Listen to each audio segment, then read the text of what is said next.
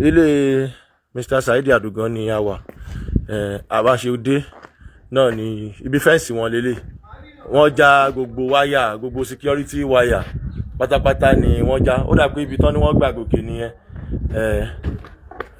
Ẹ bá mi gbà. Ó yẹ kí nẹ́tíwọ́ọ̀kì wà. Wọ́n dẹ̀ ní wọn ò já gate. Ẹgbẹ́ lọ́hùn náà a ti lọ wò. A lọ wo ẹgbẹ́ lọ́hùn, a lọ wo apá bí. Wọ́n ti já gbogbo àwọn security wáyà tó wà ní ibẹ̀ yẹn. So bọ́ ṣe wọlé ẹ máa bọ̀. Wọ́n ti ẹ̀ bẹ̀rù, wọ́n ti ẹ̀ wọ́n ti ẹ̀ ṣẹlẹ̀ yìí. Àní wíńdò ojú nígbà. Wọ́n lójú wíńdò kékeré yìí ni wọ́n gbà wọlé. Wọ́n lójú wíńdò ni wọ́n gbà wọlé. Ẹ̀yin ẹ wá jókòó ní títí. Ẹ wá jókòó, ẹ wá máa méjì sí ààrẹ. Ẹ máa bọ̀. Ṣé ó ń lọ? Ẹ máa bọ̀.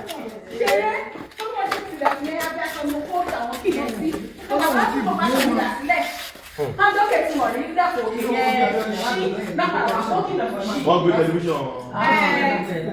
Tẹlifíṣàn mi náà wọ́n gbé gbogbo ẹ̀. Àwọn wáyà tó já. Ẹ bá gbókè lẹ́ máa rí gbogbo. Wọ́n kò lẹ́ òun yẹn kọ́. Máa wò lẹ́ ọ̀sẹ̀ àwọn fòkìsì bá mi kọ́fẹ̀ náà. Ẹni tí ò wọlé yóò lè wọlé. Ó yá ní sòsíwájú náà. Àti tí wọ́n bá tẹ̀lé.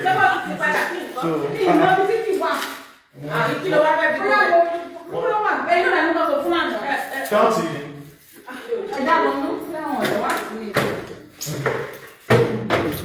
Mama, ẹyẹ jókòó, ó bọ̀. Ìṣọ́nù. Ó lágbára.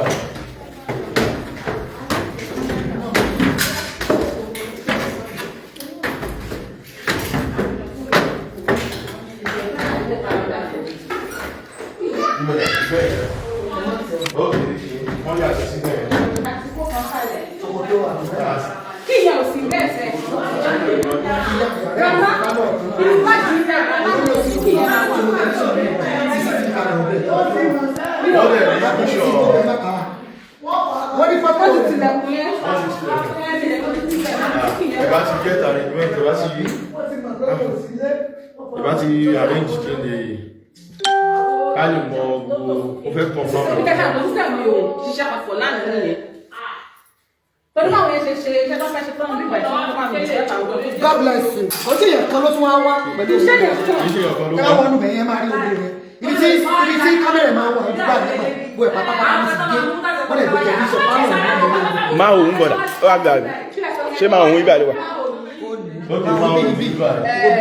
Ojú máa wò nìyẹn, ojú máa wò nìyẹn, ibi tán gbà wọlé nìyẹn. Àwọn ẹlẹ́tíṣà ni Wọ́n dáyé wọlé sí yàrá. wọ́n máa ń ṣẹ̀kì bí àwọn bíbí yẹn kọ́ lè láì dà sínú ẹ̀. Ṣé ẹni tó ń sọ̀rọ̀? Nígbà tí wọ́n ti yọ ọ̀rọ̀ TV sílẹ̀ àti receipt wọ́n ti set everything sílẹ̀ pé bí àwọn máa padà kúrò. Wọ́n kò gbogbo rìsíìtì ẹ bá ṣe wà níbà. Àti kò kúrò lánàá. Àti pàdé everything lánàá. Àti tí àwọn TV tó kọ́ àwọn. Ilé Mr. Saheed Adogan náà wà ó. Níbo lẹ báwo lẹ ṣe máa rí gbọ́rọ́? Ṣọ́ọ̀bù ló fún àwọn àgbẹ̀ bí ara báàgì sáńgbé lọ lánàá yẹn ló wá. Ilé wọn la wà níbi tí àwọn alọ́kọ́lọ́ kígbe ti ṣọṣẹ́. So bọ́ ṣe pè mí ní alẹ́ àná, mo wò pé ó dáa jẹ́ ìyọjú torí àgbọ̀dọ̀ gbọ́lẹ̀ mo lè sọ fún olóyè rẹ̀ no problem pé kí n débẹ̀. So ó jẹ́ ẹ̀kọ́ ìyàlẹ́nu fún mi pẹ̀lú wọ́n ṣe ìyàlẹ́nu fún mi pẹ̀lú wọ́n ṣe wọlé. Mo wà surprise pé kéèyàn kan wá láyà kó wá wá bí láti tí ẹ̀ bá múyàn gòkè yìí èmi gan mi ṣó ẹ̀bí tẹ́nà ọ̀nà wà. Ṣé àwọn boys máa ń wọlé tẹ́lẹ̀ lóṣìṣì? Nígbà tí ẹ̀gbọ́n ṣì wà láyé. Kò sí ẹni kan kò kí wá sílé.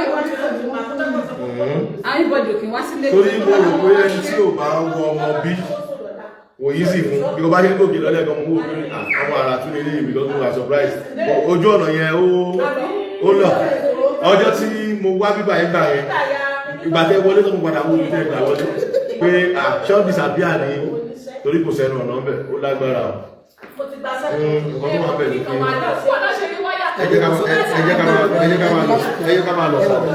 Gbogbo sọ́kẹ̀tì ń pátá. Ó fi àwọn ibi tán bàjẹ́. Wọ́n yọ sọ́kẹ̀tì ilé. Àmọ́ ó lágbára ọ̀. Màmá brother Saheed Adogan wà pẹ̀lú wa pẹ̀lú màmá ìyàwó pẹ̀lú àwọn Mr. Saheed Adogan wọ́n wà pẹ̀lú wa àti wọ́n ń ṣàánú wa.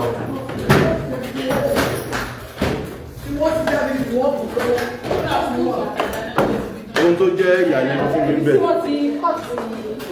ok àwọn ọmọ tó ti kọ́ ti ọmọ wọn já gbogbo bí wọn ṣeré wá bíbá yìí rárá o. ìyá kúṣọ̀ ẹ̀ máa bọ̀ ẹ́ wọnú ilé. iná náà sọ. wọ́n dàbí wọ́n ṣiṣẹ́ ń bì náà. gbogbo ọjọ́ kí pátápátá. wọ́n ṣiṣẹ́ ń bì. síbi yàrá ọ̀dọ̀ mi bọ́ ṣe yọ ọ̀dẹ̀. ti ọ̀tọ̀ sí ló gbám rọ́bà. wọ́n lè yọ sọ́kẹ́ẹ̀tì yọ gbogbo wọn. in fact àwọn lọ́sítátà ọgbọ̀nù lé báyìí. àwọn ni gbogbo wardrobe mi ní lánàá abẹ́ ibi tí kì í bàyẹ̀ ní gbogbo ẹ̀ báyìí. alẹ́ ẹranko ìbáyìí ta ló ń disturb mi. lọ́sí sọ bó ṣe rọ́lẹ̀ sílẹ̀ lẹ̀ ní kí òkè máa jábọ́ wọ́n fi ráyè gòkè. wọ́n fi ráyè lọ sókè. ṣó sì yẹ ibẹ̀ yẹn torí mi personally mo ti yàrá òkè méjèèjì yẹn pé torí àwọn ọmọ yẹn kọ́ má lọ máa fi nǹkan ṣeré ń bẹ̀ kó má lọ bọ̀ nǹkan jẹ́. ṣó sì yẹ ibẹ̀ gbogbo bíbá yìí pátápátá. nǹkan tó pọ̀. àjọ ti fáṣọ lọ aṣọ àwọn MJ tí mo rà sí bíbá yìí aṣọ tuntun. gbogbo bíbá yìí báyìí wọ́n gbówó lé wọn. ṣé yàn ń gbówó lé mọ́ lásìkò yìí ni ṣé ẹni tí. tó bá fi ń yọ àwọn sí ẹ̀ kọ́dẹ̀ bí iṣẹ́ kámẹ́rà yẹn wọ́n sọ pé àbáwọn lè indicate àwọn tún dé gbogbo ẹ̀yà kámẹ́rà. gbogbo ẹ̀yà kámẹ́rà ni wọ́n fọ́tọ̀ lókè. tó kìí ṣe pé wọ́n yẹ wá sí UB wọ́n yẹ fọ́kì. ẹ̀kọ́ tẹ́ ń sọ ìbáyìí dùn o inú lè risk o. bẹ́ẹ̀ni. ẹ gbogbo náà ìmọ̀sẹ̀ yọ. wọ́n fẹ́ palẹ̀ wọ́n fẹ́ kó ogun tó kù lóde. wọ́n ti bà gbogbo electrician lè jẹ́ o. wọ́n ti bà gbogbo electrician lè electronics nílé wọ́n ti bàjẹ́ o. Bọ̀ǹkan tó kọ̀ wá ń bẹ̀ ni pé ó ti ẹ̀yí nǹkan tó máa ṣe báyìí torí ti bá ní kí n dáwọ́ lé prógrámù ní báyìí alẹ́ máa ní ẹ̀wà rẹ̀ ṣe ń lọ sí kinní bóyá tí bá ṣe tọ́jú ọ̀la àwa fún ara balẹ̀ mo ti mọ bí nígbà kan gbogbo ìgbà nígbà kan kódà ìgbà tí mo rò pé màmá tẹ́lọ̀ sùn àti mo rò bọ́ bí sàbí àmì ẹ̀ because ẹnu ọ̀nà yìí báyìí kan mi sẹ́wà yẹ pé bí a sọ pé mi ò ronú sókè rárá mi ò rí oríṣi àgbẹ̀ because wọ́n wà surprise pé ẹni tó ti. àṣeyàn ọ̀rẹ́ tó wá jì tó ṣe tú gbogbo ẹ̀. ẹni ẹ farabalẹ̀ ṣiṣẹ́ yìí. wọ́n fẹ́ jọ gbogbo ẹ̀. ẹni ẹ farabalẹ̀ ṣiṣẹ́ yìí. ìgbà tó wà bẹ́ẹ̀ ni pé a tún padà wá máa padà wá lórí ẹ̀ tó bá di bóyá ọ̀la àbí ọ̀túnla máa padà wá lórí ẹ̀ lágbára náà sún àwọn ọmọ ọ̀gá wa ṣe.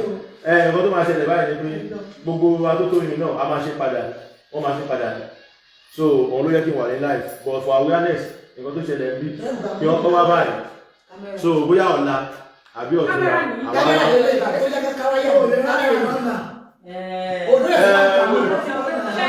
mo lè ráyè lọ́la náà tí bá ti ṣe tí mo ní ṣe tán nígbà tí ṣe tó máa sọ rẹ̀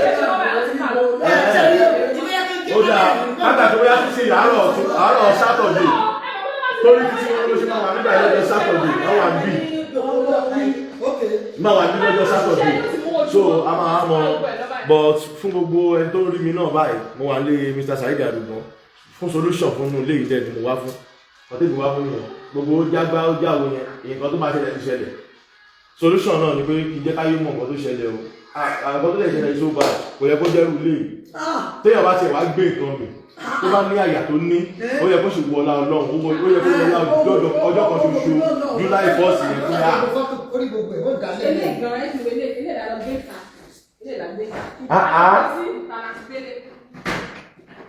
ẹ jọ̀ọ́ ẹ má bínú mi ń ṣe ọlọ́pàá àmọ́ mo fẹ́ béèrè question kan láìfò ni mo wà ṣé girlfriend ààrẹ bàbá wọn wà ládùúgbò yìí girlfriend ẹ̀gbọ́n.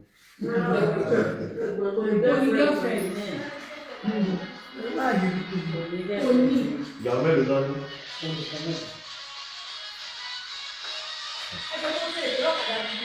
nǹkan tó ṣẹlẹ̀ rí kì í ṣe just ordinary amúrọ̀bà tó bá pẹ̀rù ẹni já gbogbo wáyà tó wà nílé bí tún pé o ní rílé ìlò òwe ò ní rílé ìlò ní òwe tó wà bí ń sìn tèmi rí because mi tí gbọ́ rí tí amúrọ̀bà wá rọ̀ tó wá ká wáyé wọ́n ti ẹ̀ pẹ̀lú wáyà disconnect gbogbo electricity tó wà nílé àtẹ̀lẹ́gbọ́ television ó yẹ jẹ́ àgbàbẹ̀ television gbogbo ẹ̀rùn nílé ó lọ but wáyà disconnection wáyà ó lè pé àníjọ ìlò nílé yìí o ẹ̀lò máa padà wá police station lẹ́sìn lọ́kọ́ report ìbò ni èmi náà wá débẹ̀ èmi náà wá débẹ̀ mo ti lọ láìpẹ́ báyìí náà máa pósì lọ tó báyìí kí n pósì lórí ẹ̀ torí mo ti pósì yín láàárọ̀ pé wọ́n rọ̀bù nínú ilé yìí alẹ́ àná tí mo ti gbọ́ kódà tó wáyé pálẹ̀ ò tí ìlẹ̀kẹ́ sọ fún mi máa ti gbéra láti ní Lagos láti máa ó tọ́ nì torí pé gbogbo ìgbà ni mo máa rántí pé tó bá dé pé mi náà àwọn ọmọ mi lélẹ̀ wọ́n sì kéré tó bá yẹ pé ọlọ́ta mi náà ló ṣẹlẹ̀ sí ní July 1st nígbà yẹn ta ni ó ṣojú mi ta ni ó ṣẹlẹ̀ èmi tí mo wá délé yìí èmi àti ìbòrá Saheed Ire àríyá bẹ́ẹ̀ àpàdé rí.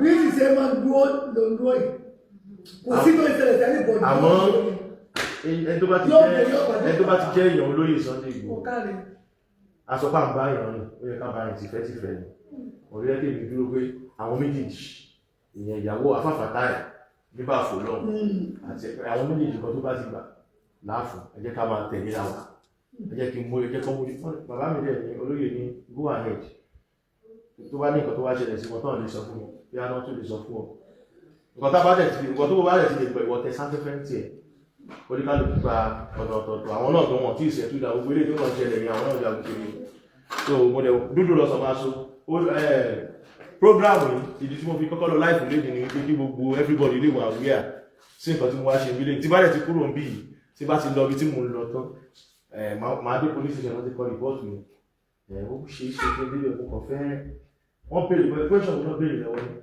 àsìkílẹ̀ kọ́lẹ̀ náà mo gbọ́dọ̀ kíní gbọ́dọ̀ contact pẹ̀lú àwọn because space wà lọ́wọ́ space wà lọ́lọ́pàá wọ́n ní àdìsàn yẹn live wọ́n ní àdìsàn yẹn live lóòótọ́ àwádẹ́ máa sọ fún gbogbo ayé àmà wá solution sí wọ́n máa ṣe wáyà ló lè pọ̀ nǹkan tí mo bá ń lé mi expect nǹkan tí mo bá ń bí because wọ́n bá gbogbo ọjọ́ wọ́n kó everything lọ ní kò sí nǹkan nínú ilé ìmọ̀ èmi kọ̀ rò pé bí yam rọ̀bà tó kọ̀ kẹrù sọ́dẹ̀ sá lọ bọ̀ pẹ̀lú ilé tí mo rí bí ẹni tí mo kàn rẹ́rìn ó fọ́ nìyí àwọn tó wọ bí tó bá báyọ̀ bí wọ́n máa pa ènìyàn wọ́n máa pa ènìyàn ọ̀tọ̀lógún DSS láti ìyànjú ọ̀tọ̀lógún àmì ọ̀dọ̀. ṣe àpò wáyà tí wọ́n disconnect yìí ó ní kíní lórí ní àná nígbà tí o dé bẹ̀rẹ̀ kò sí bẹ́ẹ̀.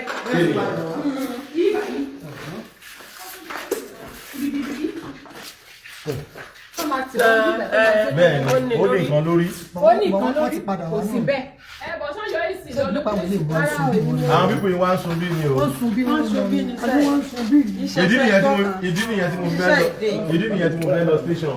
Wọ́n sun bí ni. Mo ní láti yọ ní station. Ẹni àná wọ́n ní àná lẹ́yìn ìgbà tí wọ́n rìpọ́tù fún mi tán pé wọ́n wá rọ́ọ̀bù wọ́n ní nǹkan ṣì wà lórí bí irin wáyà tó máa wọ bí wọ́n ní bọ̀ léde kò sí ń bẹ̀ mọ́.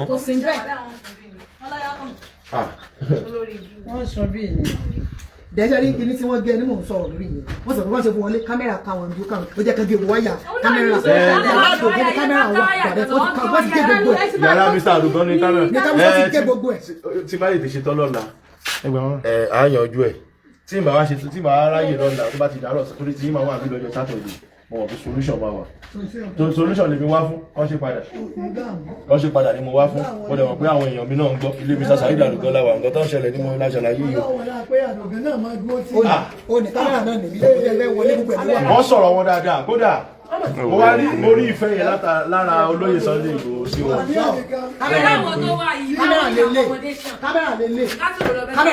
Tó bá nídìí accommodation wọ́n ní kó nǹkan lọ. wọ́n ní káṣọ. wọ́n bá nídìí accommodation wọ́n ní kó nǹkan lọ àwọn eléyìí wọ́n bá wáyà jẹ́ àwọn eléyìí ò nídìí accommodation o it's like similar to ayala assassin àwọn eléyìí o wọ́n wá ṣeré bí o wọ́n wá ṣeré ọmọdé eré ọmọdé ilé kan sọ pé accommodation yẹn bígbà tó lè wá ṣeré ọmọdé nìyẹn àwọn wá ṣeré ọmọdé ń bí o mo mọ̀ pé ọjọ́ ẹ jẹ́ bá mi tẹ̀lé wọn wọlé tó fẹ́ wọlé tó fẹ́ tilẹ̀kùn. ọjọ́ gbogbo ok mama fẹ́ tilẹ̀kùn kò sí nǹkan kan kí ló dé ọjọ́ gbogbo ní tó lè ọjọ́ kan báyìí nítorí ohun pé a ní sọ nǹkan tí ó ṣẹlẹ̀ àmọ́ mo mọ̀ wẹ́rẹ́ báyìí ní ṣe ọdún ó máa fọ́ nìgan o.